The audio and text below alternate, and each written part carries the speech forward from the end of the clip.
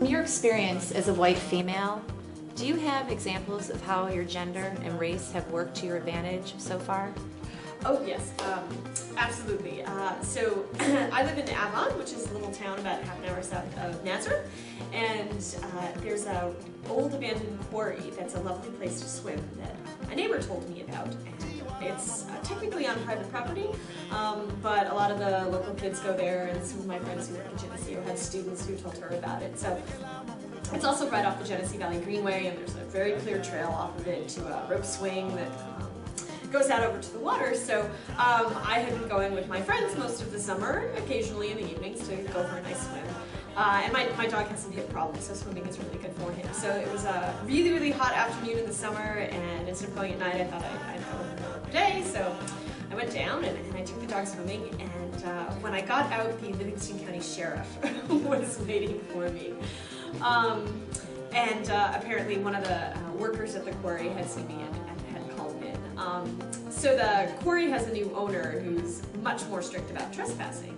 And so they were sort of, anyway, I decided that I didn't really want to be arrested because that's Dr. Murray's job to get arrested.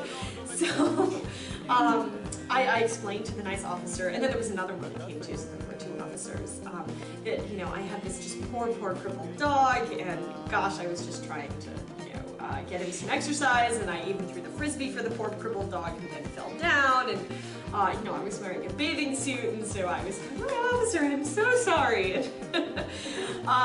Eventually we had to wait for a third officer to show up, and so I was chatting with the gentleman, and I was asking them how their car works, and we got talking about dogs, and then we all got talking about the new quarry owner, and how there were kids that came down, and I was sure that I mentioned to them that I was a professor, and that I taught in Nazareth, and I wasn't going to cause trouble.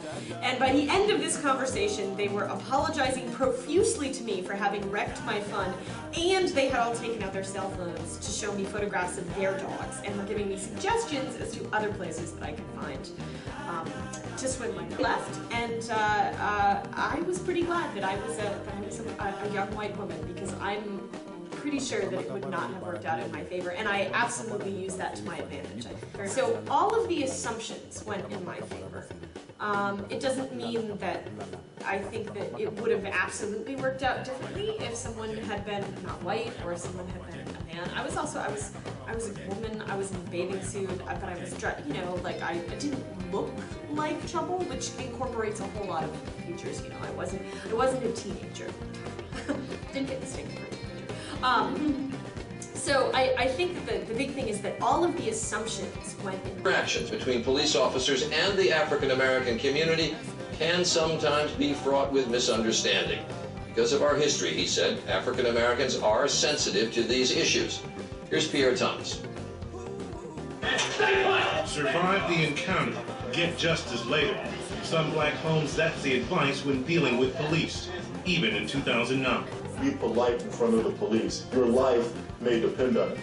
Paul Butler, a Harvard-trained former federal prosecutor, recalls being arrested in front of his home after a dispute with a neighbor over a parking space.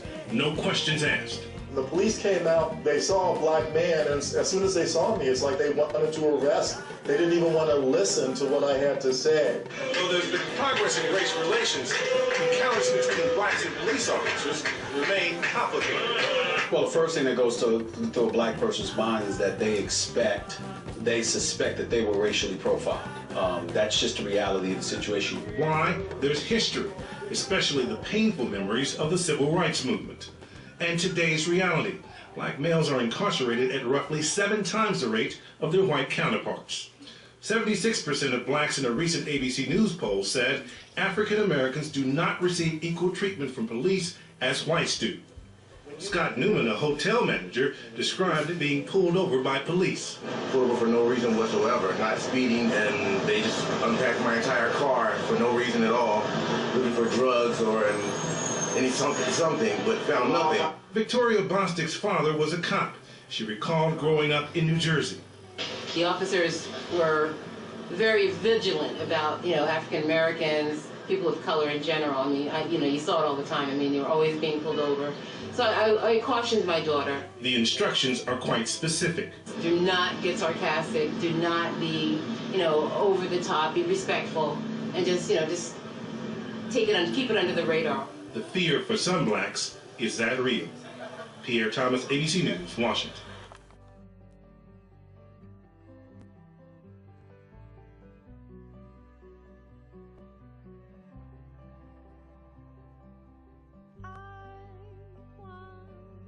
Change the world instead.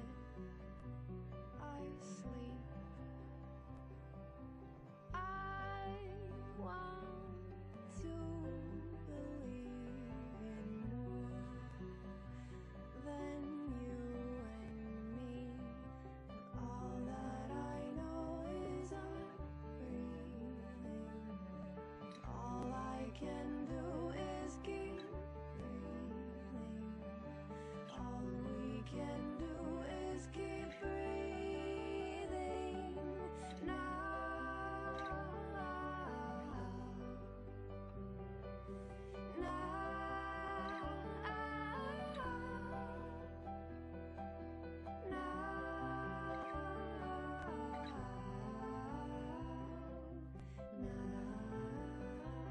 My name is Enzo Mayola, and I have lived on J Street, which is located in the inner city, since 1979, so for the last 30 years. What kind of racial changes have you seen occur in this area? I've seen J Street go from what was at one point a pretty fairly mixed group from a cultural background to what is now predominantly minorities. I'd say probably a 90 to 10 mix. Why do you think these drastic changes have occurred in the area, just from what you have seen? I think minorities have kind of come to the center or the inner city based mainly on financial status, social status. I've seen houses for sale on the J Street area for as little as $10,000, so I think it's more of a poverty movement, unfortunately. And along with this mix of minorities goes a lot of gangs and crimes, and I think that's the main reason why a lot of the white Americans have left the area, and hence the whole residential segregation. What has kept you and your family to stay in this area? My parents came over to this country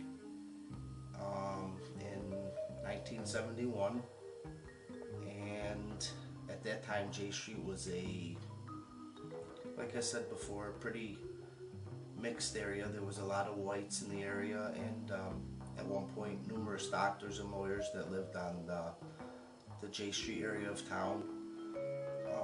Both of them obviously coming from Italy. There were a lot of Italians in this area, so they moved to this area, and my family has been here since 1979, and despite the changes around us, we feel that this is our home, and this is where our memories are, and this is where our opportunities began, and as long as